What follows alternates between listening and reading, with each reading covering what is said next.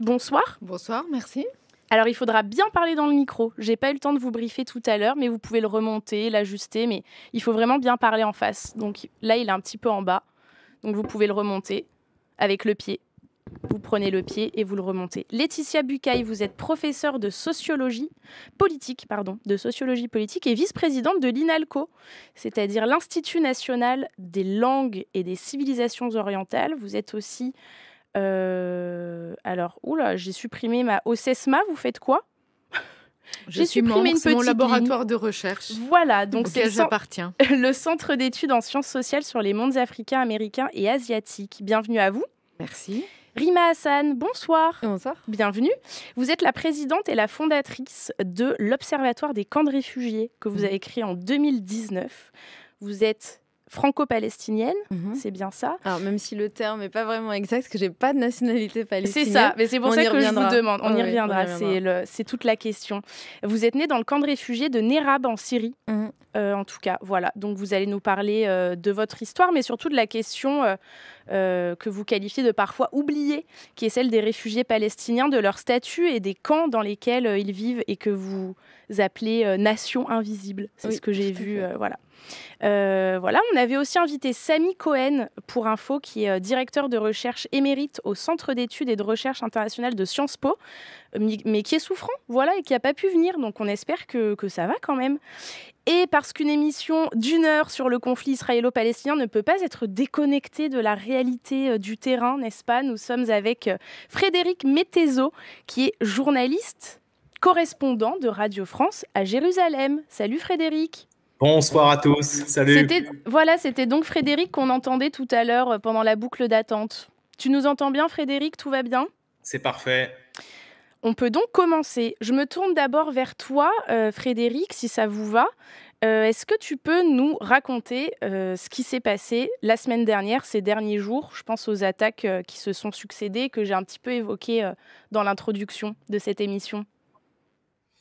Oui, alors jeudi matin, donc ça s'est passé à Jenin. Jenin, c'est une ville palestinienne autonome qui se trouve en Cisjordanie. La Cisjordanie, c'est un territoire occupé par Israël. Il faut donc imaginer une ville palestinienne, mais qui est entourée de barrages, de bases de l'armée israélienne et aussi de ce qu'on appelle les colonies israéliennes, ça veut dire des villes nouvelles qui sont construites pour installer des Israéliens au cœur de ce territoire occupé palestinien. Donc on est à Jenin, c'est à peu près à 70 km de Jérusalem où je me trouve, mais ce n'est pas 70 km qu'on fait facilement, tu peux mettre facilement 2 heures, 3 heures, 4 heures pour monter à Jenin. Et Jenin, c'est un foyer très important de groupes combattants palestiniens qui refusent l'occupation israélienne. Et donc, ces groupes commettent parfois des attaques contre l'armée israélienne en Cisjordanie. Ils s'en prennent aux soldats, aux véhicules de l'armée israélienne. Parfois même, ils rentrent en Israël et là, ces personnes commettent des attentats contre les civils. Mais ce qui est très intéressant, avant de revenir à ce qui s'est passé vraiment jeudi, c'est d'expliquer qu'aujourd'hui, beaucoup de jeunes Palestiniens qui commettent des attaques soit contre les militaires, soit contre les civils, ne se sentent pas forcément liés à un groupe, tu vois. Ils ne sont pas membres, ils n'ont pas un chef qui leur dit « tu dois faire ci, tu dois faire ça », alors que pendant longtemps, la résistance palestinienne, elle était organisée avec des groupes. Il y avait un groupe, on va dire, plutôt laïque, il y avait un groupe plutôt islamiste, il y avait même des groupes socialistes et marxistes. Ça, c'est passé. Ça existe moins. Donc, jeudi matin, l'armée israélienne est rentrée dans Jenin et même rentrée dans ce camp de réfugiés de Jenin, donc où vivent des milliers de personnes qui sont des réfugiés. Et ton autre invité nous expliquera ce que c'est vraiment les réfugiés. Et donc, l'armée israélienne a assiégé un bâtiment. Elle est montée en pression, ils appellent ça la stratégie de la cocotte minute, ça veut dire d'abord ils tirent des balles et des grenades, et puis après ils tirent des trucs un peu plus solides, et puis après ils tirent au missile sol-sol. Et donc, 9 Palestiniens ont été tués dans ce siège, dans le siège de ce bâtiment, sauf que parmi les personnes qui ont pris des projectiles, eh bien, il y avait une dame d'une 60aine d'années qui faisait ses courses, qui faisait sa sortie, et qui a été tué aussi. L'armée israélienne dit qu'elle a effectué une opération antiterroriste parce que selon ses renseignements, eh bien, des personnes liées au mouvement qu'on appelle djihad islamique voulaient commettre une ou plusieurs attaques contre des intérêts israéliens. On ne sait pas si c'était contre l'armée israélienne en Cisjordanie ou si c'était en Israël. Et les Palestiniens, eux, disent mais non, c'est pas du terrorisme, ce sont des résistants. Et donc les Palestiniens disent que pour eux, ce sont des martyrs. Ça s'est passé jeudi matin. Vendredi soir, là, on est à Jérusalem, donc beaucoup plus près d'où je me trouve. On est à Jérusalem-Est. Il faut comprendre que Jérusalem, c'est une ville dont à peu près la moitié est considérée par le droit international comme occupée par Israël, parce qu'avant, c'était une ville sous domination de la Jordanie. C'est toujours un peu compliqué, il faut suivre, mais en gros, cette partie de Jérusalem-Est, elle est peuplée de Palestiniens, donc des Arabes, qui sont soit musulmans, soit chrétiens également. Il ne faut pas oublier, ici, on est aussi au pays de Jésus, donc il y a beaucoup de chrétiens parmi les Palestiniens. Donc, à Jérusalem-Est aussi, on a des quartiers de colonisation. Et à la sortie, près d'une synagogue, un homme armé est arrivé. Et là, il a commis un attentat puisqu'il a ouvert le feu vraiment de façon aveugle contre des personnes qui se trouvaient à proximité de cette synagogue. Et là, donc, 7 personnes ont été tuées. Voilà ce qui s'est passé jeudi et vendredi. Samedi matin, alors là, samedi matin, on est toujours à Jérusalem, dans un autre quartier qui s'appelle Silouan. On est juste à l'entrée de la vieille ville, là où il y a des endroits très connus, le mur des Lamentations et l'esplanade des mosquées. L'esplanade des mosquées, c'est ce splendide dôme doré qu'on appelle le dôme d'Omar. Et là, je ne peux même pas dire un jeune homme, un gamin palestinien. Un adolescent ? Oui, un jeune adolescent de 13 ans a pris un pistolet, a tiré sur des fidèles juifs qui se rendaient au mur des Lamentations. Il les a blessés. Lui-même a été blessé par une des personnes du groupe qui avait un pistolet, parce qu'en Israël, il y a beaucoup d'armes qui circulent. Et donc, ce garçon a été conduit à l'hôpital. Une quarantaine ou une cinquantaine de ses proches, copains, familles, proches ont été arrêtés. Et sa maison, enfin la maison de ce jeune homme, a été scellée. Familiale, voilà, a été murée et sera bientôt détruite. Voilà, j'ai essayé de vous résumer les événements en essayant aussi d'expliquer le contexte politique qu'il y a autour. Voilà. Merci Frédéric, c'était clair je crois, mais on va revenir sur pas mal de points que tu as évoqués. Peut-être Rima Hassan, quand vous avez appris ces informations, ces attaques en plus qui se sont succédées vraiment jeudi, vendredi, samedi, avec déjà quelle réaction vous avez eue? Et puis après on va entrer dans... Alors, bonsoir. Ou quelle réflexion Ouais. Bonsoir et merci pour l'invitation. Je pense que c'est important de souligner que cette violence dont on parle, en fait, elle s'inscrit dans une continuité depuis des dizaines et des dizaines d'années. C'est-à-dire qu'on en parle quand elle arrive quand même à un stade où elle est exacerbée, disons. Donc, comme effectivement, là,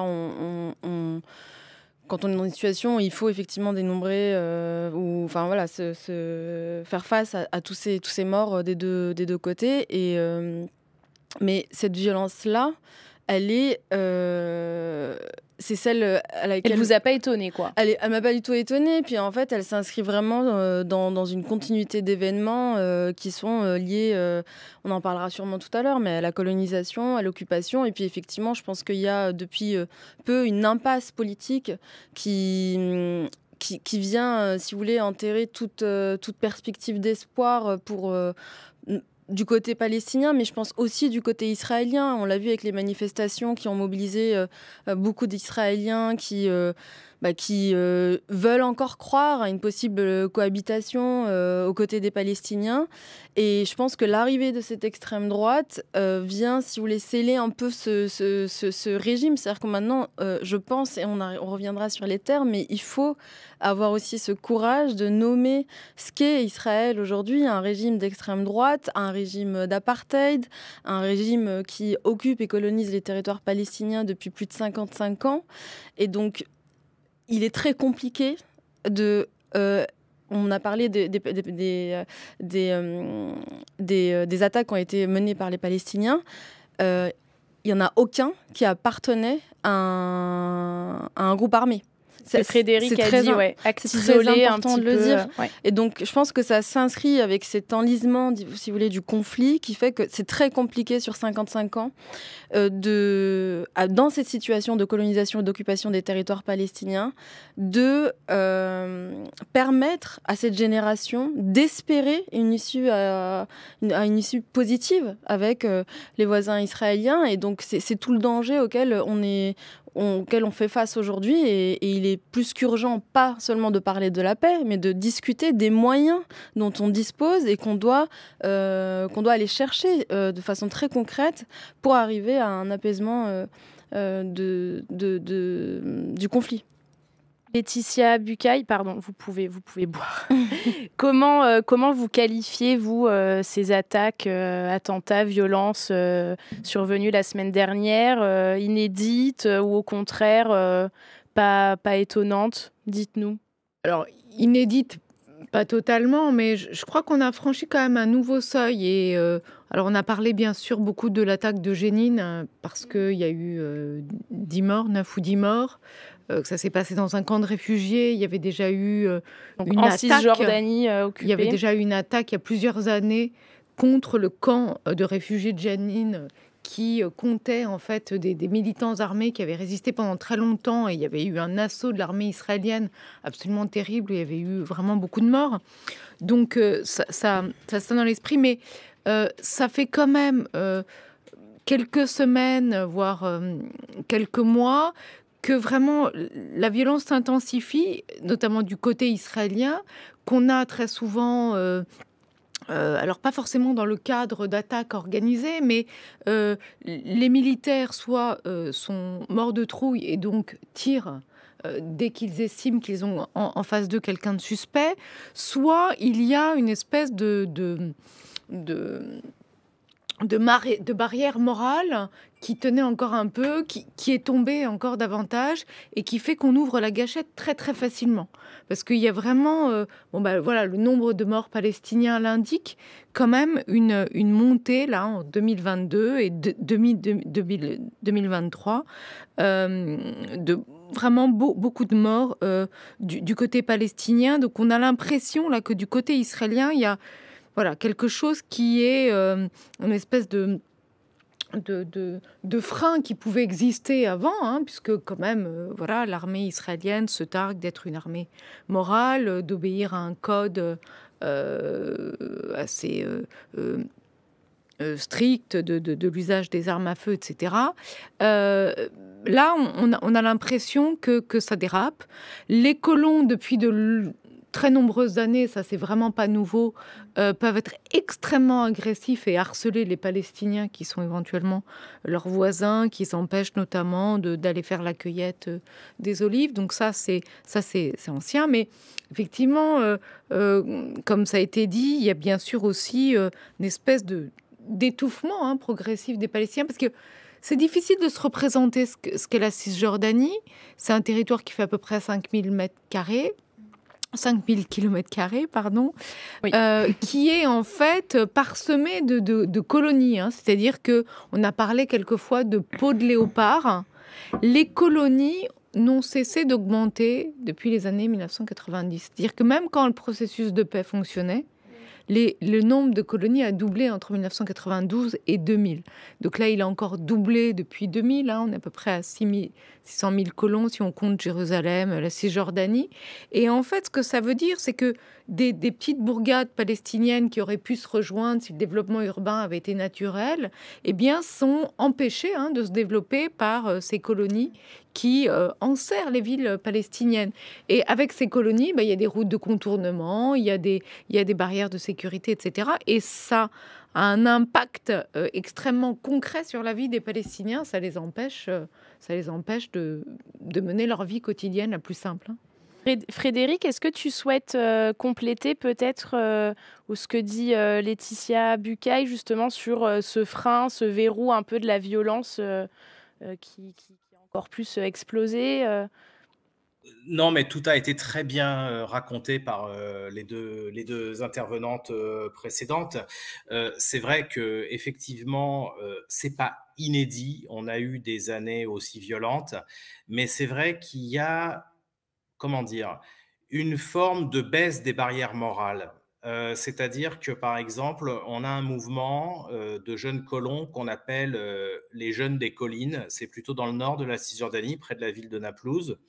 Alors, quand on voit ces jeunes, je peux peut-être vous décrire à quoi ils ressemblent. Quand vous voyez des types en baggy avec des sweatshirts. Ils ont une kippa un peu multicolore. Ils ont, vous savez, comme les juifs religieux, des papillotes, mais on dirait un peu des babas cool. Donc, vous dites, tiens, bah, c'est des skaters, c'est des types sympas, quoi. C'est des babas cool. Pas du tout. C'est souvent des gens qui sont armés. Ils ont une haine anti-palestinienne vraiment très forte. Ils ont une vision extrêmement fanatique de la religion juive parce que précisément ils la connaissent très mal, parce qu'ils n'ont pas étudié les textes en profondeur. Et donc ces jeunes gens, ces jeunes des collines, ils n'hésitent pas à attaquer les paysans palestiniens, à brûler leurs oliviers, même à attaquer les soldats israéliens, à attaquer des rabbins. Moi, je me suis rendu dans un lieu où ils s'en sont pris aux forces de l'ordre israéliennes. Donc, il y a une vraie violence. Et ces gens-là, ils avaient un avocat depuis des années qui était un peu une star, qui est un avocat qui n'a pas fait l'armée. C'est rare en Israël. Il n'a pas fait l'armée parce que l'armée le jugeait un peu trop chaud, quoi, un peu trop bouillant. Et évidemment, animé par des idées extrémistes. Cet avocat a fait l'apologie du terrorisme juif contre les Palestiniens. Eh bien, cet avocat, aujourd'hui, il est ministre de la Sécurité nationale en Israël. Il s'appelle Itamar Ben-Gvir. Ça veut dire qu'on a un avocat qui défend des extrémistes qui est aujourd'hui ministre de la police. Donc ça, c'est une baisse morale. Et c'est Laetitia qui insistait sur le fait, au début de son intervention, sur le fait que souvent on a des soldats israéliens morts de trouille.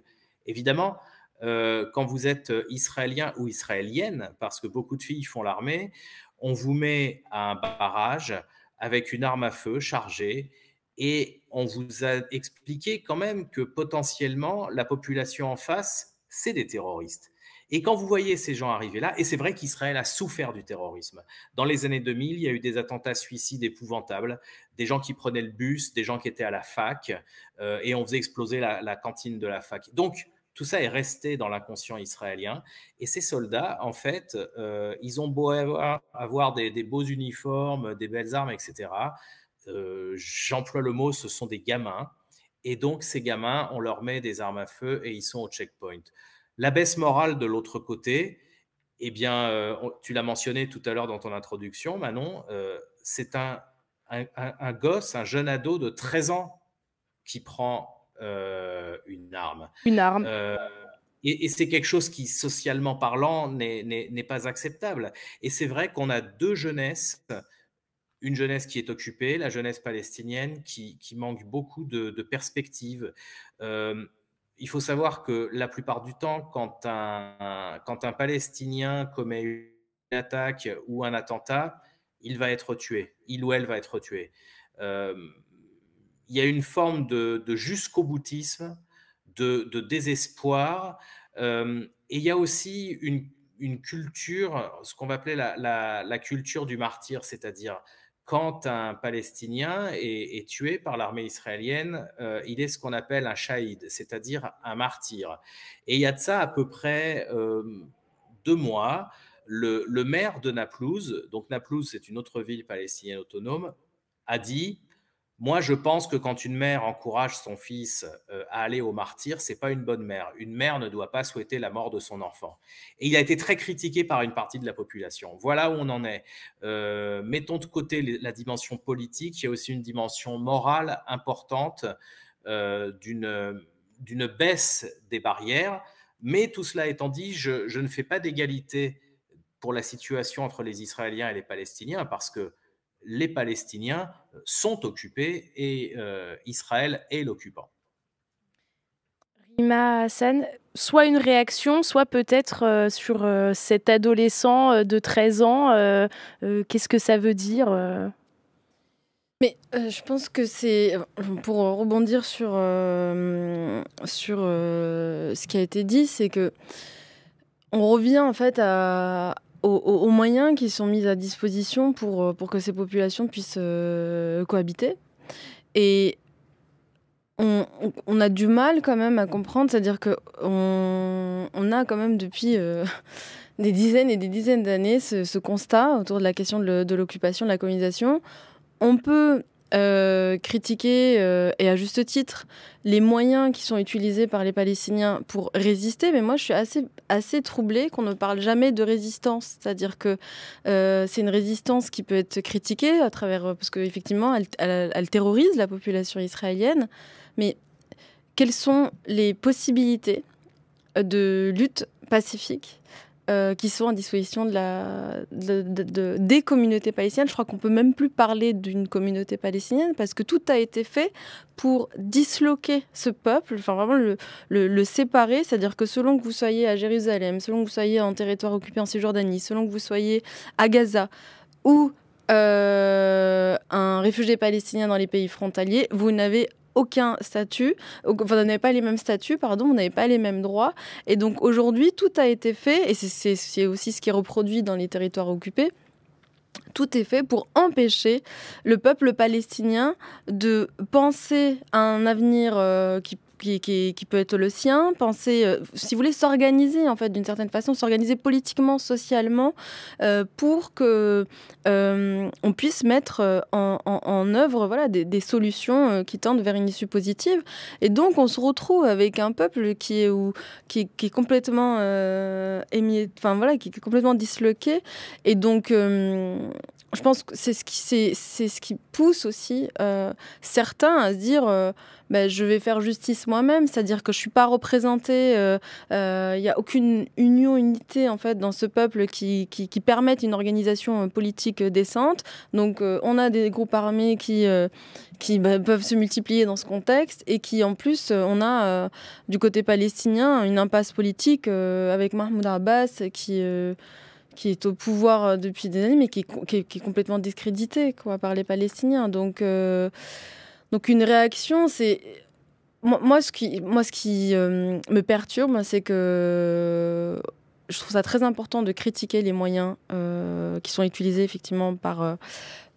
ceux-là, qui sont ceux qui visent effectivement à terroriser la population israélienne, parce qu'on n'a rien de positif effectivement à en tirer, et c'est terrible d'en arriver là, qui plus est par un gamin en plus de 13 ans. Mais il faut se questionner sur le fait que les Palestiniens n'ont aucun moyen aujourd'hui, aucun levier en fait, politique visant à résister contre cette occupation et cette colonisation. Si je peux juste ajouter, oui, Frédéric, juste pour abonder dans le sens excusez-moi, je vois pas votre nom à cause de la bande. Rima Hassan. Ah oui, Rima Hassan. Donc, juste pour abonder dans le sens de Rima, il faut juste expliquer très rapidement sous quel régime vivent les Palestiniens dans les territoires. En Cisjordanie, vous avez l'autorité palestinienne, elle s'occupe des grandes villes. C'est un régime corrompu, vieillissant, très impopulaire. Mahmoud Abbas, il a 87 ou 88 ans. Il n'a pas organisé d'élection depuis 18 ans. Il devait partir en 2009. Il devait partir en 2009, il devait partir en 2013. Enfin bon, voilà, il est jamais parti et il n'a jamais organisé d'élection. À Gaza, qui vit sous un blocus de l'Égypte et d'Israël, on a le mouvement Hamas. Donc c'est un mouvement islamiste et nationaliste qui est classé terroriste par Israël, par les États-Unis et par l'Union européenne. Le Hamas, ce n'est pas du tout des gentils non plus. Donc c'est vrai que chez les Palestiniens, il y a une absence de représentation politique, alors même que c'est un peuple extrêmement politique. Ce sont des gens cultivés, c'est des gens qui s'informent, qui lisent le journal. Moi, je suis toujours épaté de voir qu'ils connaissent aussi bien la politique française, la politique internationale que le football quand on parle avec les Palestiniens. Ça, c'est vraiment quelque chose qu'il faut noter. Ils n'ont plus de représentation politique. Et le problème, c'est que les Palestiniens, ils ont le sentiment suivant. On a essayé la diplomatie, c'était les accords d'Oslo, le processus de paix.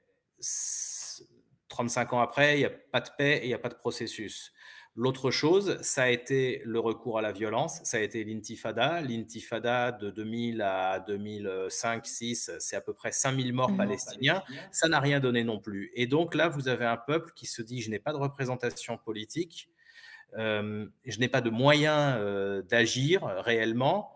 Et en face, on a le gouvernement le plus à droite de l'histoire. Israël. Ça veut dire qu'on a le gouvernement le plus intransigeant, le plus presque revanchard, alors même qu'Israël n'a jamais été aussi riche, Israël n'a jamais été aussi puissant, et les Palestiniens, eux, n'ont jamais été aussi faibles.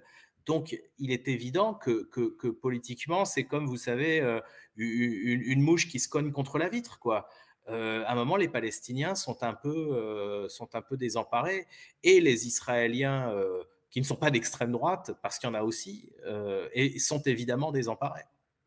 Laetitia Bucaille, d'un côté, entre guillemets, des Palestiniens qui, politiquement, ne sont pas représentés, d'après ce que nous raconte Frédéric Mettezo, une forme d'abandon aussi du politique.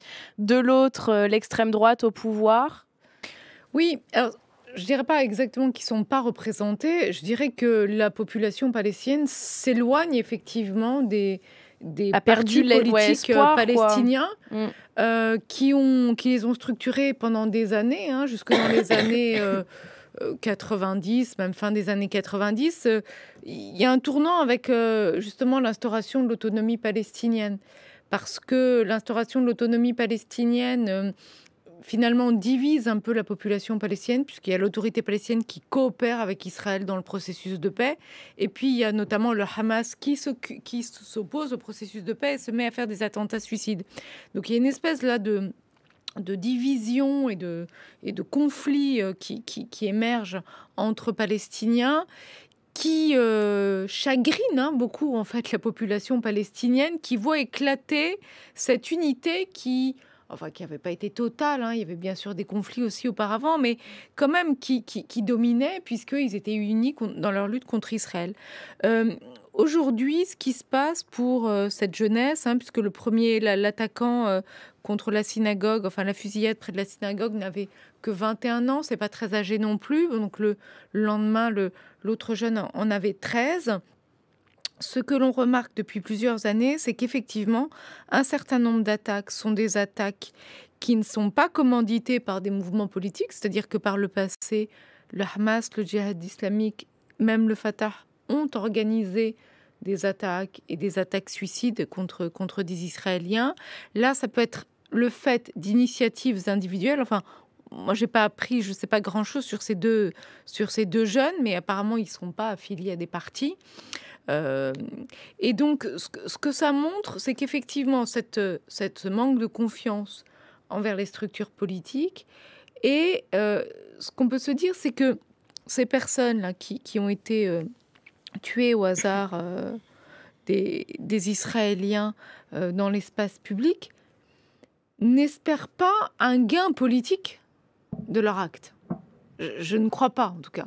C'est-à-dire que eux, ce qu'ils veulent, c'est qu'ils voient une espèce d'écrasement, d'étouffement, d'impossibilité de vivre leur vie en tant que Palestiniens, d'une humiliation quotidienne, individuelle éventuellement, mais aussi collective. Et le fait de prendre une arme ou d'organiser un attentat permet d'inverser pendant quelques minutes, peut-être pendant quelques heures, le rapport de force et de reprendre le contrôle de sa vie, d'avoir un peu un sentiment de puissance qui permet donc d'asséner un coup aux Israéliens qui sont normalement, tous les jours les plus puissants et ceux qui imposent un régime aux Palestiniens. Alors, le fait, je crois par contre que ce qui est inédit quand même, c'est l'assaillant de 13 ans. Et je n'ai pas le souvenir qu'on ait eu une attaque comme ça individuelle perpétrée par quelqu'un d'aussi jeune, même si on avait vraiment des très jeunes qui pouvaient participer à des manifestations, à des lancers de pierres, etc., et qui risquaient leur vie. Là, je crois que c'est inédit. Cela dit, c'est aussi à mettre en relation avec le fait que des enfants de 13 ans peuvent être aussi arrêtés et emmenés en prison par les autorités israéliennes. C'est-à-dire que on n'est pas forcément enfant du point de vue de la justice militaire israélienne. Donc là, on voit qu'il y a plus d'enfants du côté des assaillants palestiniens. Le chat, j'en profite pour vous dire que au tout début de l'émission, normalement, les modérateurs, merci beaucoup les modérateurs et modératrices, vous ont envoyé cette vidéo de 18 minutes qui a été faite par Hugo Décrypte et qui explique, en tout cas dans les grandes lignes, parce qu'il y a quand même plein de spécificités, de subtilités et tout, mais dans les grandes lignes, ce qu'est le conflit israélo-palestinien, d'où ça vient, il remonte à il y a 100 ans, enfin bref, si jamais vous voulez regarder ça, après l'émission, je pense que ça peut être intéressant pour vous, sachant que nous, on ne va pas se transformer en dessous des cartes ce soir. Rima, Hassan, peut-être, vous dites que les grands oubliés de ces débats, ce sont souvent les réfugiés palestiniens. Dites-nous, déjà, il y en a combien ? Alors, si on comptabilise les réfugiés qui sont recensés par l'agence onusienne qui est en charge de leur prise en charge, qui s'appelle l'UNRWA, on y reviendra, et ceux qui échappent d'une certaine façon, qui ont échappé à ce recensement, et donc il y a des estimations. Si on compte les réfugiés palestiniens des territoires occupés et ceux qui sont à l'extérieur, on n'est pas loin de 7 millions. 7 millions. Ouais. Donc je peux vous donner peut-être une référence, mais il y a le docteur Salman Abou Sita, qui est un chercheur palestinien qui a énormément travaillé, qui a dédié toute sa carrière en fait à la question du droit au retour des réfugiés palestiniens et qui documente très bien. Il se fait un peu vieux, mais c'est pour donner une référence si jamais, s'il y a des personnes qui veulent pousser un peu le sujet. Et donc, les réfugiés palestiniens sont effectivement, là, je vais plutôt faire référence à celles et ceux qui ont été expulsés de la Palestine depuis 1948, donc au moment de la création de l'État d'Israël. Donc, c'est la Nakba, c'est la Nakba, donc la catastrophe pour les Palestiniens, c'est le grand exode palestinien. Et pendant longtemps, en plus, on a raconté cet épisode historique comme étant le fait que les Palestiniens sont partis d'eux-mêmes d'une certaine façon, et il a fallu, fort heureusement... 700 000 personnes, quand même, un peu plus. Même, hein. Et il a fallu, fort heureusement, aussi que les chercheurs israéliens, les historiens israéliens se mobilisent pour rectifier ces éléments et préciser et puis figer dans le marbre que en fait, ces Palestiniens ont été expulsés. Et donc ce récit-là, il est celui de ma famille. Ma famille a vécu dans sa chair cette catastrophe. Donc, et ils ont été installés effectivement dans le camp de Nerab, dans la banlieue d'Alep en Syrie, camp dans lequel mes arrière-grands-parents, mes grands-parents sont installés. Puis l'ironie du sort, c'est qu'ils vont être installés dans un premier temps dans les baraques militaires françaises, puisque la Syrie va être aussi sous mandat français pendant un moment. Et donc, comme on n'avait pas d'endroit où les accueillir, ils ont été installés dans les baraques militaires françaises dans un premier temps. Donc, c'était 3,5 mètres carrés par famille. Okay. Donc vraiment, c'était très... voilà. Donc ils ont été installés dans ces espaces. Pendant des dizaines et des dizaines d'années. Le camp existe encore. Mon père y vit encore. Mes parents y sont nés. Moi, j'y suis née. Et le camp existe encore. Et donc pour moi, ce sont les grands oubliés parce que... on pense toujours le conflit avec celles et ceux qui sont présents sur ce territoire. Et on en oublie effectivement qu'en fait, on a voulu déposséder le peuple palestinien de ses droits dès le début. Et pour ça, il faut citer... une loi israélienne qui est passée en 1950, qui s'appelle la loi des absents, et qui a permis d'exproprier l'ensemble des biens des Palestiniens. C'est-à-dire que, de façon très concrète, moi aujourd'hui, je n'ai aucun droit sur les terres de mes grands-parents, mes arrière-grands-parents. Je n'ai aucun moyen de récupérer les maisons de mes ancêtres. Je n'ai aucun moyen ne serait-ce que de réclamer, en fait. Et ça, il faut se dire que cette loi-là, elle a concerné donc toutes celles et ceux qui étaient absents du territoire qui a été récupéré par Israël sur ces années. Et donc, il y a une volonté, si vous voulez, d'exclure les Palestiniens de les invisibiliser sur le processus aussi de paix, puisque dès le début, c'est-à-dire qu'à partir du moment où on a voulu les déposséder de leurs biens, il n'y a même pas eu une logique d'indemnisation, de réparation des Palestiniens qu'on a expulsés, ne serait-ce que 3 années après leur exode. Donc c'est très difficile aussi pour les Palestiniens de concevoir que les autorités israéliennes peuvent être bienveillantes à leur égard à partir du moment où on a voulu les déposséder de leurs droits après les avoir expulsés. Et c'est des grands oubliés aussi parce que personne se bat concrètement pour leur droit au retour. Droit au retour qui n'a absolument pas été oublié par les Palestiniens. Et je le dis souvent, la spécificité des réfugiés palestiniens, c'est que ce sont des réfugiés qui veulent rentrer. Et ils peuvent ou pas ? Ben non, justement, ce droit au retour n'est pas consacré. Enfin, il est consacré par les résolutions des Nations Unies. Et elles vont même plus loin, les résolutions des Nations Unies, puisqu'elles précisent que les Palestiniens doivent être indemnisés du préjudice en fait, qu'ils ont vécu et des pertes qui ont été les leurs. Et aujourd'hui, on est effectivement enlisé dans cette situation. Il y a plus de 58 camps de réfugiés palestiniens, donc au Liban, en Syrie, en Jordanie, c'est un régime... Enfin, ça, c'est plus particulier, puisqu'il y a eu des vagues de naturalisation des Palestiniens. Mais... c'est une bombe à retardement, en fait. La situation des camps palestiniens, c'est une bombe à retardement. Un exemple très concret, je termine sur ça, parce que c'est très important d'humaniser. Et je vous remercie en fait de me donner la parole, parce que moi, ça fait 20 ans que je suis en France et j'ai jamais entendu quelqu'un parler du statut de ma famille, si vous voulez, qui est un statut d'apatride. Ma première nationalité, je l'ai, c'est pour ça que je vous ai rectifié. Je ne suis pas palestinienne, je suis d'origine palestinienne, mais je n'ai jamais, c'est toutes les revendications qui sont celles des Palestiniens, c'est d'obtenir à minima justement le droit d'être palestinien. Après, on peut discuter de ce qu'ils ont envie de rentrer, ce qu'ils ont envie de rester dans les pays qui les accueillent, mais à minima, ils ont envie de jouir de cette identité. Et c'est pour ça que je vous ai rectifié, parce qu'effectivement, moi, ma première nationalité, concrètement, c'est 18 ans. Donc c'est la France qui me donne mon premier passeport, ma première carte d'identité. Avant ça, je ne suis personne, ou je suis un numéro de réfugié. C'est le cas, pareil, pour les membres de ma famille. Et donc, je n'ai jamais entendu en 20 ans en France quelqu'un... poser la question du droit au retour, des droits des réfugiés palestiniens, qui ne sont pas que le retour, encore une fois, il y a la question de l'indemnisation aussi, et la question des camps, qui sont premièrement très politisés. Des non-lieux, vous dites ? Oui, ce sont des non-lieux. Tout à fait. C'est des lieux de... C'est même plus des lieux de protection, en réalité. C'est des lieux dans lesquels des vies humaines sont gâchées. Et donc, pour finir sur cette nécessaire réhumanisation, en fait, des Palestiniens, moi, très concrètement, c'est-à-dire que si j'avais pas eu cette mère qui a eu... ce courage de partir du camp, de venir seule en France, de faire venir ses enfants, ça a pris 7 ans pour nous faire sortir de ce camp de réfugiés.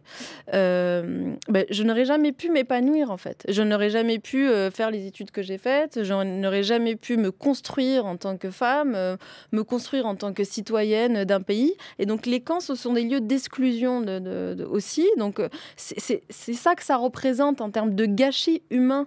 C'est des millions de personnes qui sont empêchées, si vous voulez, de se réaliser, d'appartenir à une société, d'être citoyen quelque part, d'exister en tant qu'individu. Et ce sont des collectifs qui sont gâchés. Donc, et c'est terrible qu'on ne soit toujours pas en mesure aujourd'hui de considérer que c'est un point mais crucial, en fait. C'est pas quelque chose qu'on doit résoudre après, c'est quelque chose qui doit être inclus, si vous voulez, dès le début, dès lors qu'on parle de ce conflit, et il est urgent de penser le retour des Palestiniens, ou en tout cas d'entamer des discussions pour...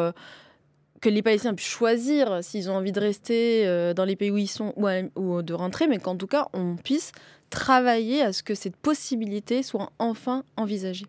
Merci beaucoup pour ce que vous venez de raconter. Laetitia ou Frédéric, sur soit une réaction ou sur ce droit au retour. Alors, juste, ce que je voudrais ajouter, c'est que évidemment la situation des réfugiés, des Palestiniens réfugiés dans les camps, est quand même assez différente d'un pays à l'autre. Et évidemment, là où la situation est la plus difficile aujourd'hui pour les Palestiniens, c'est le Liban, c'est bien sûr aussi la Syrie. En Jordanie, les Palestiniens ont la citoyenneté jordanienne.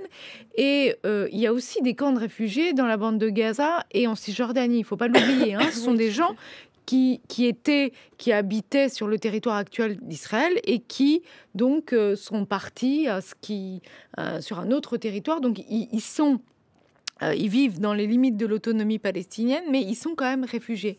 Et alors, je dirais qu'il y a aussi un mouvement historique à regarder, c'est-à-dire que dans les années 60-70, les réfugiés des camps ont quand même joué un rôle énorme, c'est-à-dire dans ce qui est devenu l'OLP, le Fatah, le FPLP, hein, donc les principales factions palestiniennes, la génération des Fédayines. Eh bien, ils puisaient énormément dans les camps de réfugiés qui se trouvaient au Liban, en Jordanie, un petit peu en Syrie. Donc, il y a quand même eu cette époque aussi d'une fierté palestinienne très, très importante à travers le combat. En Cisjordanie et à Gaza, c'est venu aussi avec la première intifada. Parce que la première intifada est née dans le camp de réfugiés de Jabalia, dans la bande de Gaza. Et c'est vrai que les réfugiés des camps ont conquis une fierté, alors qu'ils étaient plutôt en bas de l'échelle sociale. Ils sont devenus le fer de lance de l'intifada. Et ils ont acquis vraiment un espèce de statut symbolique important, voilà, qui est maintenant redescendu, évidemment. Mais c'est sûr qu'aujourd'hui, on est dans une configuration totalement différente. C'est-à-dire que le processus de paix s'est engagé, mais il faut le dire, hein, c'est bien sûr terrible, mais au fond, personne dans les acteurs du processus de paix n'envisageait véritablement d'organiser le droit au retour pour les Palestiniens. Ce que prévoit le droit international pour les réfugiés, c'est soit un droit au retour, soit la compensation. Non, c'est les deux. Mais en tout cas, ça peut être une alternative. C'est important de le dire, c'est les deux. Ça peut être c'est cumulatif. Ça peut être aussi une alternative, c'est-à-dire que le fait qu'ils ne rentrent pas, mais ils sont compensés. Les textes, c'est les deux. Mais en tout cas, là, dans les accords d'Oslo, etc., les réfugiés n'étaient pas une question à l'ordre du jour, mais disons que les gens qui négociaient ne pensaient pas inclure le droit au retour. Parce que du point de vue israélien, le droit au retour, ça veut dire pour eux la fin d'Israël, puisque ça voudrait dire que des Palestiniens viendraient en masse. Bon, pas sûr qu'ils viennent, que tous les réfugiés non plus soient volontaires pour retourner sur leur terre. Hein. Il y a aussi un tas de gens qui ont fait sa vie ailleurs. Mais ça serait perdre complètement, être noyé dans cette démographie palestinienne. Et la grande angoisse des Israéliens, c'est la question démographique. Frédéric Mettezo, sur la question des réfugiés palestiniens, est-ce que tu souhaites ajouter quelque chose? Peut-être voilà, aussi des reportages que toi, tu as pu faire sur le sujet, des gens que tu as rencontrés. Dis-nous tout. Tout ça, il nous faudrait 4 heures d'émission, mais c'est vrai que les camps de réfugiés, donc de Cisjordanie ou de Gaza, puisque moi, je ne me rends pas en Syrie, je ne me rends pas au Liban, je me suis rendu en Jordanie, mais pas dans des camps de réfugiés. Donc, les camps de réfugiés que j'ai pu voir, c'est effectivement l'endroit vraiment où on peut mesurer, prendre la température politique et prendre la température des mouvements de résistance. Juste pour expliquer, parce que le mot camp de réfugiés, en tout cas d'après ce que moi j'ai pu voir, c'est pas des bidonvilles. Ce ne sont plus des bidonvilles comme il y a pu avoir dans l'urgence des années fin des années 40, 50, 60, etc. Aujourd'hui, ce qu'on appelle des camps de réfugiés, c'est des quartiers dans des villes. Alors effectivement, c'est pas des quartiers vous n'avez pas de verdure et de bibliothèque, etc. Non, c'est des maisons en béton nu, c'est des rues qui sont tantôt goudronnées, tantôt poussiéreuses. Donc, c'est à la fois des espèces d'endroits de relégation, parce qu'effectivement, l'architecture, on voit, c'est très sommaire, mais en même temps, c'est là aussi où tu peux vraiment prendre le pouls de la population palestinienne. Et généralement, quand quelque chose démarre, ça démarre dans un de ces camps de réfugiés. Juste pour ajouter sur la question démographique dont parlait Laetitia Bucaille. Oui, la crainte démographique. Oui, alors je crois que les craintes démographiques, on le voit d'ailleurs avec la Chine qui est en train de se rendre compte que la politique de l'enfant unique, c'est une catastrophe. C'est toujours très difficile de faire des prévisions démographiques parce qu'Israël a aussi une partie de sa société qui a une démographie extrêmement importante. C'est ceux qu'on appelle les ultra-orthodoxes. C'est les hommes en noir avec le chapeau noir, la barbe et les papillotes. En moyenne, une femme a 5, 6, 7, 8, 9 enfants. Donc, je pense que c'est très difficile en réalité d'invoquer la démographie dans les affaires qui nous préoccupent, alors même qu'il y a des tas d'autres paramètres qui sont très importants. On pourrait parler des paramètres environnementaux, l'accès à l'eau, l'accès aux terres cultivables, etc. Donc, je pense que une angoisse. Exactement, c'est une angoisse, c'est un argument, mais en réalité, on ne dispose pas vraiment d'éléments très probants sur qu'est-ce qui peut se passer dans les 30 années à venir. Est-ce que les petites filles actuelles qui ont 8 frères et sœurs auront elles-mêmes envie d'élever 8 frères et sœurs, ou au contraire, est-ce que ça va se développer? C'est très difficile à imaginer. En tout cas, c'est ainsi que je vois les choses de par les discussions et les rencontres que j'ai ici. Rima. Oui, ce qui est important de dire aussi, c'est que les camps de réfugiés, alors le chat vous dit merci pour votre témoignage. Ah, je vous en prie. Mais ce qui est important de dire pour les camps de réfugiés, c'est que certes, leur forme, leur structure évolue. Donc moi, j'ai grandi dans un camp, ce qu'on appelle un camp dur, tandis que mes grands-parents, effectivement, mes parents ont grandi dans la boue, donc vraiment dans des camps, des camps humanitaires. Donc, ce qui est important de dire, c'est que même si la structure évolue, ça reste des populations qui sont sous perfusion humanitaire. Et d'où donc la nécessité de parler de l'UNRWA, donc l'agence onusienne qui est en charge non pas de la protection, c'est important de le dire, mais de l'assistance des réfugiés palestiniens. La protection des réfugiés palestiniens elle dépend en fait du pays qui les accueille. Et c'est là où c'est très problématique parce qu'on le voit avec la crise syrienne, c'est-à-dire que ils se retrouvent face à un régime qui est celui de Bachar el-Assad et donc on comprend très vite qu'ils n'ont aucune protection, voire ils sont instrumentalisés. Il y a d'ailleurs eu un documentaire remarquable et extrêmement poignant sur un camp qui s'appelle Yarmouk. Oui, Little Palestine. Une tragédie, une tragédie dans le conflit syrien qui est lui-même déjà une tragédie. Ouais. Ouais, très important de voir ce documentaire. Mais c'est très important donc de dire qu'effectivement, même si les camps évoluent, que ça devient des quartiers, ça n'empêche que les populations en fait, à l'intérieur sont dans une extrême pauvreté, ils sont sous perfusion humanitaire.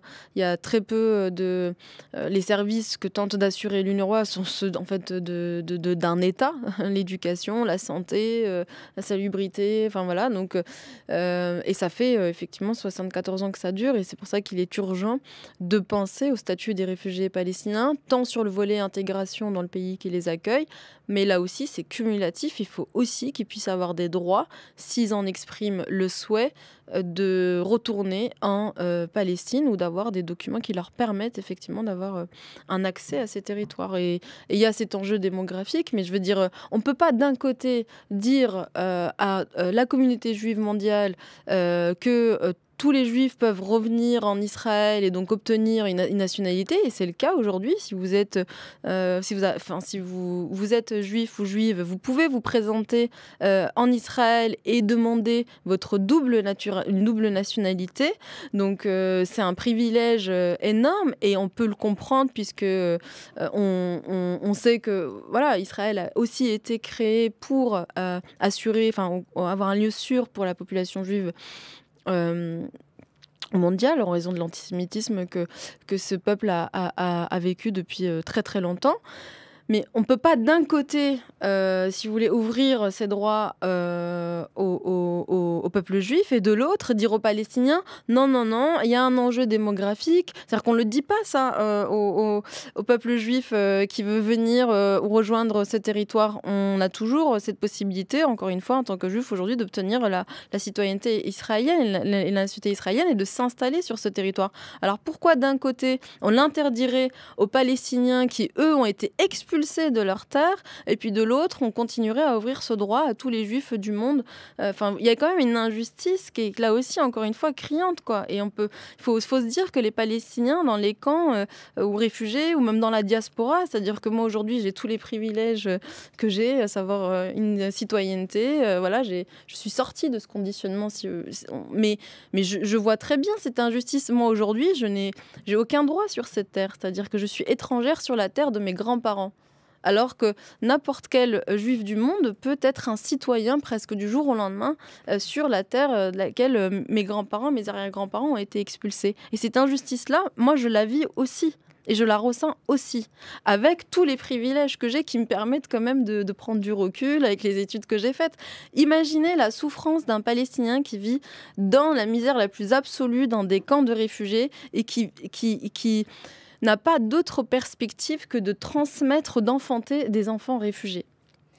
Si ça vous va, bon, il est 18h56, je pense, si vous êtes d'accord, je pense qu'on va déborder. Je veux bien qu'on parle quand même de l'aspect politique de cette coalition, de l'arrivée de l'extrême droite au pouvoir. Peut-être Laetitia ou Frédéric, vous voyez qui commence. Est-ce que vous pouvez nous expliquer déjà comment l'extrême droite est arrivée au pouvoir, en fait, déjà tout simplement? Laetitia, allez-y. Laetitia. C'est-à-dire que ça fait plusieurs années que la scène politique israélienne se droitise. C'est-à-dire que voilà, le Likoud, qui est un parti traditionnel de droite, et fait partie maintenant finalement du centre, ou à peu près.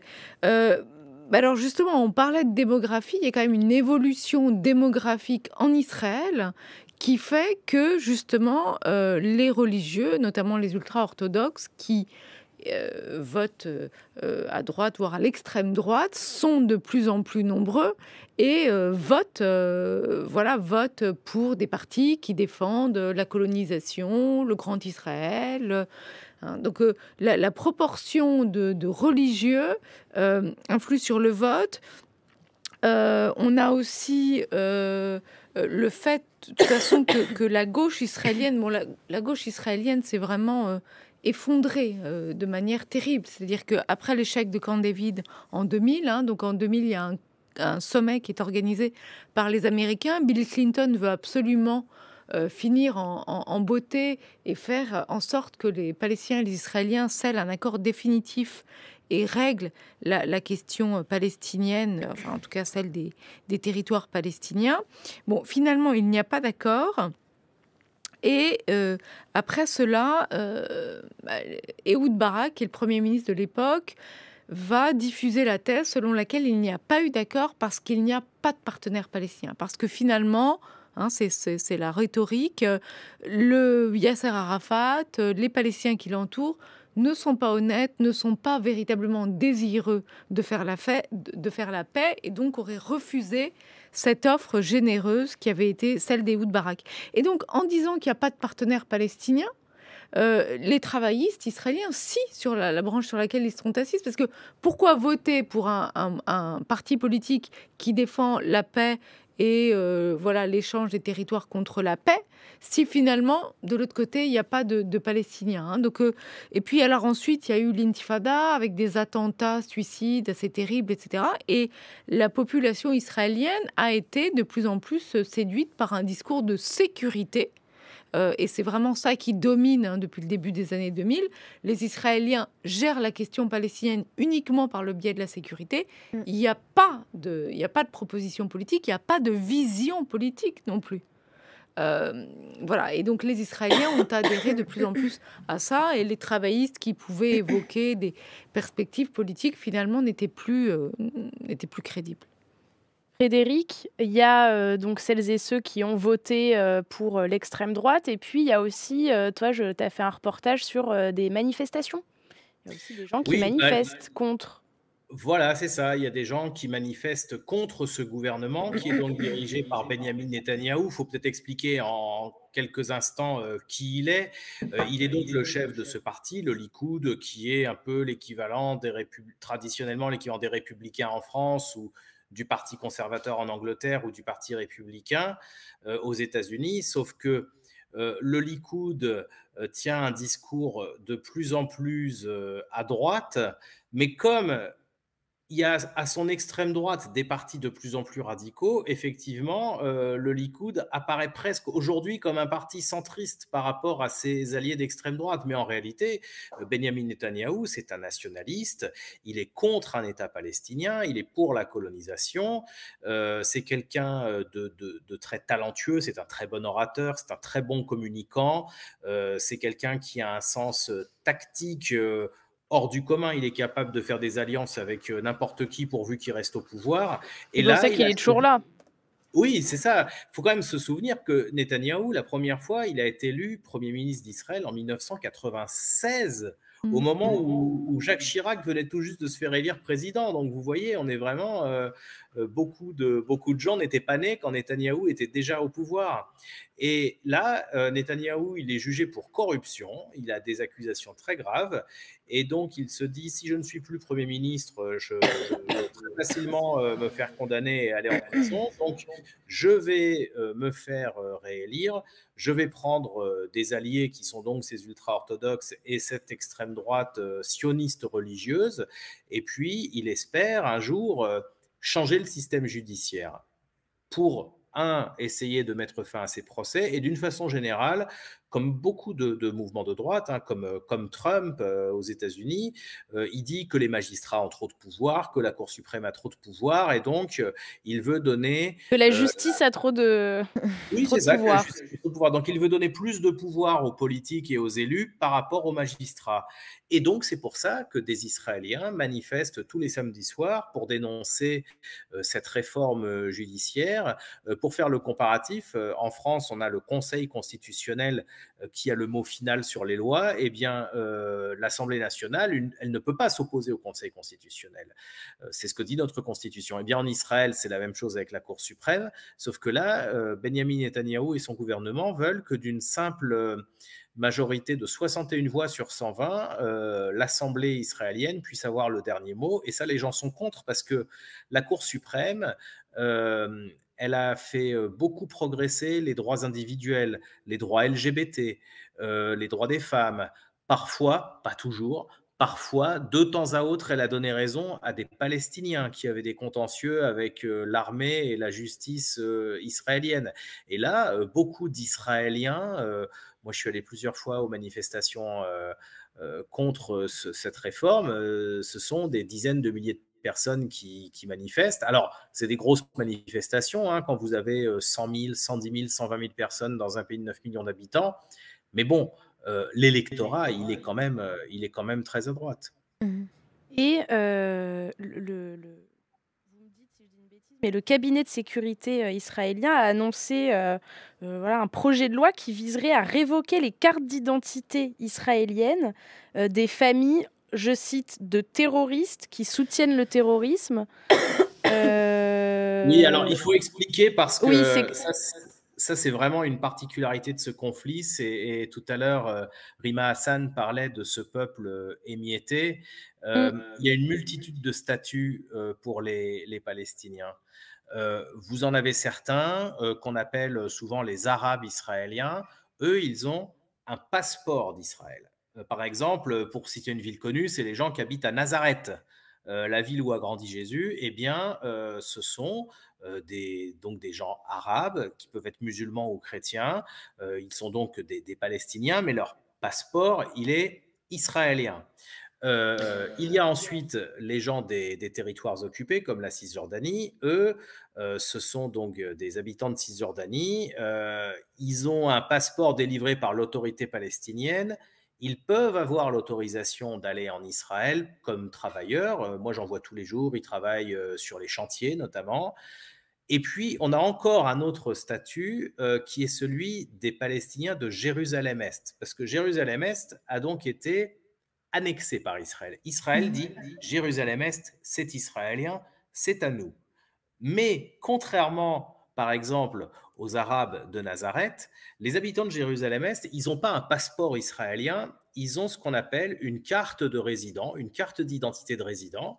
Donc, ils ne peuvent pas voter, par exemple, pour les députés. Ils peuvent voter pour la mairie de Jérusalem, mais pas pour les députés. Ils ont l'équivalent de la sécurité sociale, ils ont l'éducation, l'instruction, tout ça, ok. Mais ils ont un statut de résident qui est un statut quand même assez précaire. Par exemple, tu vois, tu n'as pas le droit de partir plus de 4 ou 5 ans de Jérusalem-Est, sinon tu perds ce statut de résident. Et donc, si tu es un Palestinien de Jérusalem-Est sous statut de résident, tu ne peux pas aller faire médecine ailleurs, puisque médecine, ça dure entre 10 et 12 ans. Et donc, le cabinet de sécurité veut pouvoir retirer facilement cette carte de résident à Jérusalem-Est et envisage même de pouvoir déchoir de nationalité les familles des terroristes. Je ne parle pas de ceux qui ont commis des actions, je parle des familles. Et donc la question, c'est où s'arrête la notion de famille. Et ça, c'est typiquement le genre de loi qui ne passerait pas les contrôles de la justice.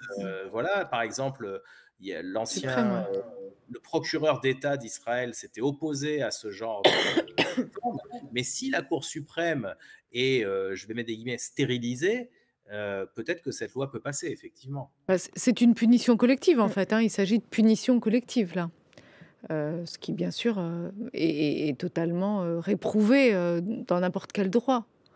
Une réaction, Rima, à ces révocations de cartes d'identité israélienne? Oui, c'est pas étonnant. Je pense que c'est très important de le dire et de le redire que la logique en fait coloniale dans la politique israélienne, elle date pas d'hier, quoi. L'idée de déposséder les Palestiniens de leurs droits, c'est vraiment... Révocation des droits à la sécurité sociale aussi. Pardon, juste Jérusalem, c'est aussi très spécial parce que une des ambitions des Israéliens, de la droite israélienne notamment, c'est vraiment de judaïser au maximum Israël. Donc ils font tout pour faire partir les Palestiniens de Jérusalem. C'est la perte de résidence, effectivement, si on s'absente trop longtemps. Et puis, si on peut multiplier les procédures qui permettraient de les... Je veux dire, un Jérusalémite qui se marie à une Palestinienne de Ramallah ne peut pas faire venir sa femme. Cette femme de Ramallah n'aura pas le droit de venir à Jérusalem. En fait, cette logique-là, elle est pensée sur tous les territoires où il y a des Palestiniens. C'est-à-dire que c'est juste qu'on va trouver les leviers les plus efficaces. À Jérusalem-Est, il y a ces leviers-là. En Cisjordanie, ça va être effectivement d'implanter des colonies entre les villages et localités palestiniennes. Et puis, de petit à petit, d'instaurer un régime où les Palestiniens sont... là aussi complètement dépossédés. Et pour les Palestiniens réfugiés, c'est les empêcher de rentrer chez eux. Et pour les Gazaouis, c'est des punitions collectives au nom du conflit qu'il y a entre le Hamas et les autorités israéliennes. Juste préciser que pour les Arabes israéliens, ceux qu'on appelle les Arabes israéliens, leur situation, parce que moi j'entends souvent dire oui mais en fait on peut pas parler d'apartheid parce que y a quand même ces Arabes israéliens qui cohabitent avec les Israéliens et puis en fait ils ont été complètement intégrés. C'est faux. On prend l'exemple du droit de vote comme seul prétexte pour justifier une forme d'égalité. Or en réalité, si vous rentrez dans le quotidien d'un Palestinien, il y a énormément d'éléments dans sa vie en tant que citoyen où il est lésé. Sur la question de l'accès à la propriété, par exemple, c'est très bien documenté. Quand vous êtes un Arabe israélien, vous avez beaucoup moins de chances d'avoir accès à la propriété qu'un Juif israélien. Vous avez plein d'éléments comme ça, en fait. Pareil pour l'accès à l'éducation. Il y a effectivement une politique de judéisation aussi, où en fait, l'idée, c'est de supprimer de plus en plus des moyens d'accès à l'éducation en arabe. Donc, vous avez plein en fait, là aussi, et puis préciser qu'en fait, Israël, tout simplement, ne voulait pas de ces Arabes israéliens, de ces Palestiniens. Pourquoi ils ont été intégrés, en fait? Pourquoi ils ont eu la nationalité? Ce sont les Palestiniens qu'on n'a pas réussi à expulser. Il y a eu, en 1948, 532 villages qui ont été rasés. des Palestiniens qui ont été massacrés, ceux qui ont été expulsés. Et donc, il y a eu, fort heureusement, des Palestiniens qui sont restés sur ces terres. Et donc, il a fallu en faire quelque chose. Et donc, c'est comme ça qu'on leur a donné une citoyenneté israélienne. Mais je ne pense pas qu'initialement, il y avait une vraie volonté de cohabiter. Et ça se ressent aujourd'hui. Je terminerai sur ça. On a aujourd'hui, j'espère qu'on va réussir à en parler, mais on a aujourd'hui des rapports d'ONG internationales, donc B'Tselem, qui est une ONG israélienne, mais plus récemment Human Rights Watch, Amnesty International, les Nations Unies. On peut citer Michael Link, qui était le rapporteur spécial à l'ONU au Conseil des droits de l'homme, qui en mars dernier a eu ces propos: Israël a imposé un régime d'apartheid dans un monde post-apartheid. Et ça rejoint en fait ce qu'ont documenté ces ONG internationales, à savoir un régime d'apartheid qui est imposé à l'ensemble du peuple palestinien, qu'il soit justement à Jérusalem, en Cisjordanie ou à Gaza, voire même, Amnesty va même plus loin, en incluant les réfugiés palestiniens au regard justement de tous les droits dont ils ont été dépossédés. Et j'espère qu'on va réussir à en parler, parce que ça permet de comprendre la logique en fait globale, parce que là on sépare systématiquement en disant mais quand on est ici, quand on est là, on n'a pas le même statut, on dépend pas on n'a pas les mêmes quotidiens, etc. Mais dans tout cet élément en fait, il y a une logique globale qui est celle d'imposer vraiment une séparation à tout point de vue, que ça soit avec on peut en parler dans le détail, mais il y a une logique de séparation à instaurer entre le juif, le non-juif, si vous voulez, d'une certaine façon, qui se répercute ici surtout sur le palestinien. Et c'est en cela qu'aujourd'hui, le débat le plus important en fait sur ce conflit, c'est celui de la qualification du crime d'apartheid, qui est un crime contre l'humanité et qu'il faut, selon ces ONG, réussir à terme à démanteler. Frédéric, des précisions, une réaction sur ce qualificatif employé par certaines ONG de régime d'apartheid? Alors, le constat est tout à fait juste sur les différents dispositifs. Rima Hassan parlait de la propriété. Tout à l'heure, il y avait le comparatif du droit au retour qui est accordé aux Juifs et pas aux Palestiniens. Donc oui, il y a clairement plusieurs lois discriminatoires. Après, à titre personnel, je suis historien de formation et je n'aime pas utiliser des termes qui sont trop connotés sur une époque. Et l'apartheid, pour moi, c'est l'Afrique du Sud et le régime de ségrégation entre les Noirs et les Blancs. Donc c'est juste le choix du mot. Je pense qu'il faudrait trouver un terme qui corresponde pour définir une réalité discriminatoire. Je conviens tout à fait qu'il y a des lois discriminatoires. Oui, mais c'est hyper important de rebondir là-dessus. Mais oui, en fait, Manon m'a posé la question, je lui donne un point de vue qui est le point de vue de quelqu'un qui essaye d'avoir un regard d'historien sur juste le choix du mot. Vous voyez ce que je veux dire ? Bien sûr.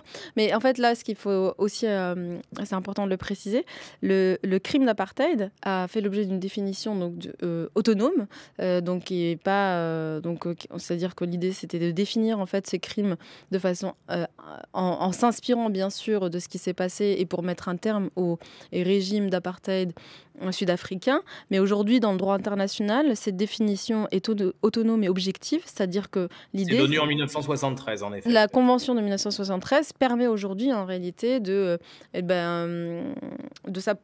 récupérer ces éléments de définition, de qualification, pour éviter qu'un autre régime similaire puisse se mettre en place.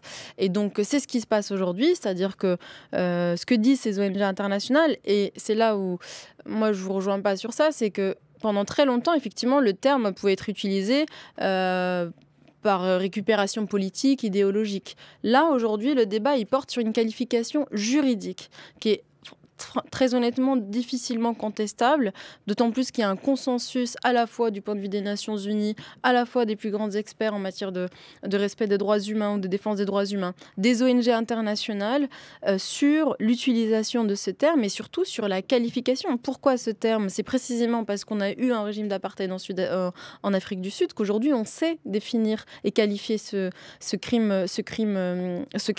Donc l'utilisation du terme, au contraire, elle fait sens, même si les réalités de terrain ne sont pas les mêmes. Mais l'apartheid, c'est quoi? Et je termine sur ça. C'est la volonté, si vous voulez, d'instaurer une séparation entre deux catégories de population, et avec le fait que un groupe domine l'autre, et surtout qu'il mène une politique visant à maintenir cette domination. Donc il n'y a pas l'enjeu racial ici, si vous voulez, qu'on avait retrouvé en Afrique du Sud, effectivement, entre les Noirs et les Blancs. Mais aujourd'hui, on a quand même cette séparation qui est instaurée entre les Palestiniens et les Juifs israéliens. Laetitia Bucaille, je passe à autre chose. Est-ce que vous pouvez nous parler, si vous le voulez bien, de cet Itamar Ben-Gvir, donc le ministre israélien de la Sécurité nationale? C'est qui? Quel genre de personne c'est? Quels sont ses projets? Quels sont ses projets exactement là dans le gouvernement? Sans doute de durcir tout ce qui peut l'être contre les Palestiniens, d'agrandir le territoire d'Israël. C'est un provocateur, hein. C'est quelqu'un... Il est allé sur l'esplanade des mosquées. C'est quelqu'un qui est allé sur l'esplanade des mosquées, mais c'est quelqu'un aussi qui est à Sherjara, dans un quartier où il y a des Palestiniens qui ont risqué, enfin qui faisaient l'objet d'une expulsion de leur maison, qui pouvaient venir sur place avec une arme. Enfin, c'est ce que décrivait tout à l'heure Frédéric Metteso. C'est on l'a pas accepté pour faire son service militaire. C'est quand même très significatif. Donc c'est quelqu'un d'assez impulsif, qui a une idéologie effectivement de suprémaciste. Hein, donc pour dire les choses, on l'a vu sortir un pistolet. À Sherjara. Ouais, il a un port d'armes et il a sorti son pistolet en disant regardez, on me jette des pierres. Il disait aux policiers, si vous n'intervenez pas. Il a même incité à tuer les Palestiniens. Absolument. Et on a vu son épouse qui était avec Madame Netanyahou, et l'épouse avait son sac à main, et sous le sac à main le holster avec le pistolet. Oui. Ouais. Et il a toute une série d'affaires. Il a été mis en examen plusieurs fois, Rima. Oui, on peut peut-être rappeler pourquoi. Il a été mis en examen notamment pour apologie du terrorisme, et pour rappeler notamment un carnage en 1994 à la mosquée d'Hébron, ce qu'on appelle le tombeau des patriarches à Hébron. Un matin, un colon israélien est arrivé dans la salle de prière, et il a tué 29 personnes. C'était un Américain d'origine, un médecin qui s'appelait Baruch Goldstein. Et Baruch Goldstein a donc tué 29 fidèles en prière. Il a été ensuite tué par la foule. Et bien Ben-Gvir, jusqu'à il y a quelques mois, avait le portrait de Baruch Goldstein dans son salon. Voilà.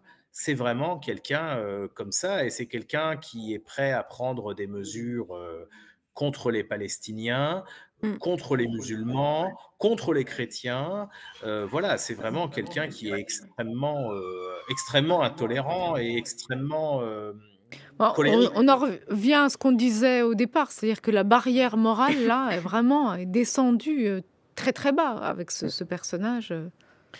Et avant qu'on boucle, on fera peut-être un autre stream sur le contexte politique et sur ce gouvernement. Rima, est-ce que vous voulez réagir à Itamar Ben-Gvir? Non, je pense qu'on a fait le tour.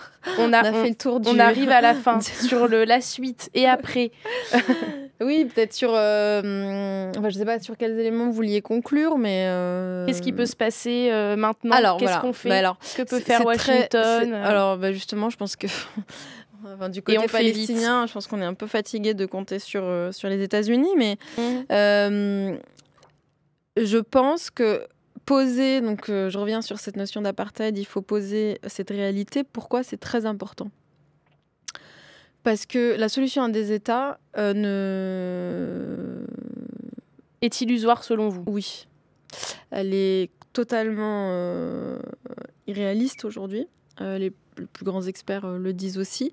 Donc il faut arrêter d'une certaine façon, faire espérer les Palestiniens qu'à un moment ils pourraient peut-être avoir leur État, alors qu'on a effectivement des centaines de milliers de colons dont on sait très bien qu'on ne pourra pas les sortir de ces territoires, et surtout qu'il n'y a pas de volonté en fait du côté israélien de toute façon de sauver les droits des Palestiniens.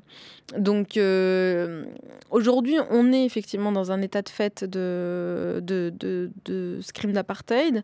C'est très important de le dire parce que c'est le seul élément qui nous permet de comprendre vers quoi est-ce qu'on pourrait tendre en termes d'issues positives.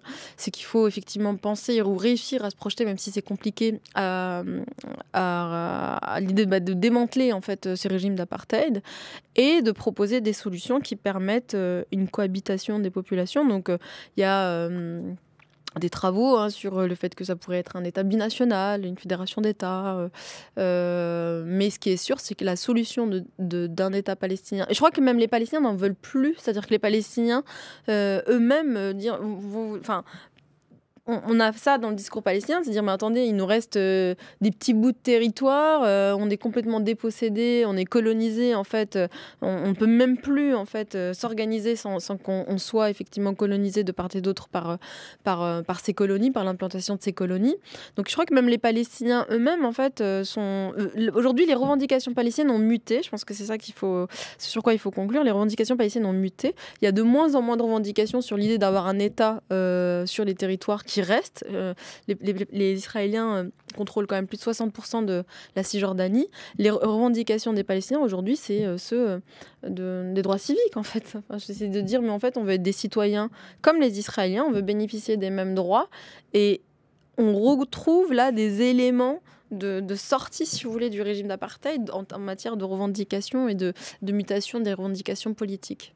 Laetitia Bucaille sur les suites, les pourparlers de paix. Là, c'est du long terme, plutôt, parce que... là, tout de suite, qu'est-ce qui pourrait calmer, voire régler, au moins calmer la situation? Je ne sais pas si on va vers le calme. Je crains plutôt une multiplication des incidents, de la répression. En fait, ce qui se passe aussi, enfin, peut-être que Frédéric Mettezo le voit mieux que nous, puisqu'il est sur place, mais... il y a quand même beaucoup d'incidents dans les territoires, et sans doute si le maillage, le contrôle de l'armée israélienne, ses moyens de coercition, de traque des Palestiniens n'étaient pas aussi perfectionnés, on aurait pu parler d'un démarrage de troisième intifada. Mais c'est aussi sans doute pour ça que l'armée israélienne a la gâchette très facile. C'est que sans doute elle contient aussi quelque chose là, qui pourrait partir. On a quand même des groupes armés qui se sont reformés. Tout ça n'est pas forcément hyper structuré, mais la colère est très profonde, et beaucoup de Palestiniens n'ont pas forcément grand-chose à perdre dans ce face-à-face. Frédéric Mettezo sur les suites, ce qui pourrait calmer, régler le conflit. Oui, alors c'est tout à fait juste ce que vient de dire Laetitia Bucaille. En réalité, on est déjà dans une intifada si on regarde les bilans qui concernent les Palestiniens. Il y a eu des dizaines et des dizaines de morts. Entre Gaza et Cisjordanie, on est à plus de 150 morts l'année dernière, ce qui est beaucoup parce que c'est une assez petite nation en réalité. Ça, c'est la première chose. Mais on n'est pas en intifada puisqu'il n'y a pas encore ces attentats géants en Israël comme on a pu connaître. C'est ça qui fait que pour l'instant, ni l'opinion ni les médias ne parlent d'intifada. Qu'est-ce qui peut changer? L'intifada, c'est pas forcément des attentats. C'est le soulèvement. Alors, je voulais dire intifada c'est qu'elle n'est pas nommée. Elle n'est pas nommée. Et la deuxième intifada. Ouais. C'est ça que je voulais dire. On n'est pas encore dans la situation des années 2005, 2006. Voilà. On n'est pas dans une situation de conflit ouvert. Voilà. C'est plus clair. Mais comme on appelait ça une intifada, d'ailleurs par extension, donc on n'est pas dans une situation de conflit ouvert. Qu'est-ce qui peut faire régler le conflit? Bon, c'est multifactoriel, etc. Il y a quand même une chose, c'est que la condamnation morale ne donne rien auprès du gouvernement israélien. Il y a quelque chose, peut-être, c'est taper au portefeuille. Il faut expliquer très rapidement que l'occupation de la Cisjordanie l'occupation par les Israéliens, en réalité, elle est financée et supportée par les bailleurs internationaux et notamment l'Union européenne. Normalement, une puissance occupante, elle doit s'occuper de la vie quotidienne des gens qu'elle occupe. Or, qui paye les écoles, le ramassage des ordures, l'entretien des routes, les études supérieures, les services hospitaliers, etc., c'est les bailleurs internationaux. En fait, si vous allez à l'hôpital à Naplouse ou à Ramallah ou à l'école à Naplouse ou à Ramallah, c'est soit l'Union européenne, soit les Nations unies, soit Médecins sans frontières, soit la France directement comme gouvernement qui, par exemple, va installer une station d'épuration des eaux à Hébron. Si un jour, ces bailleurs internationaux disent aux Israéliens « Nous arrêtons de financer ça parce que c'est juridiquement de votre ressort », je le sais parce que cela m'a été dit par des diplomates, ça c'est un scénario qui fait très peur aux Israéliens et qui pour l'instant n'est pas utilisé. Merci beaucoup et on va arrêter là, on a déjà bien largement débordé. Merci Laetitia Bucaille, professeure de sociologie politique et vice-présidente de l'INALCO. Merci à vous. Merci Rima Hassan, présidente et fondatrice de l'Observatoire des camps de réfugiés. On a envoyé quelques liens. Et merci Frédéric Métézo, journaliste, correspondant de Radio France à Jérusalem. Bonsoir.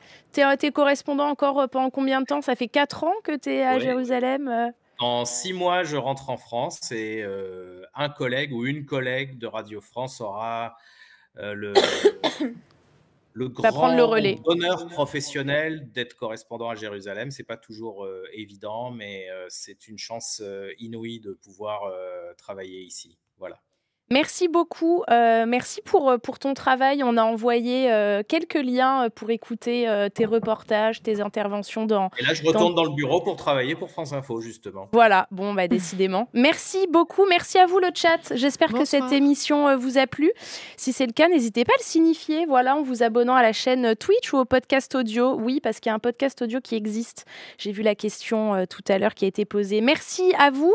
Merci à l'équipe aussi, Joey Quadio, Pauline Pénanec et Sébastien Hazard.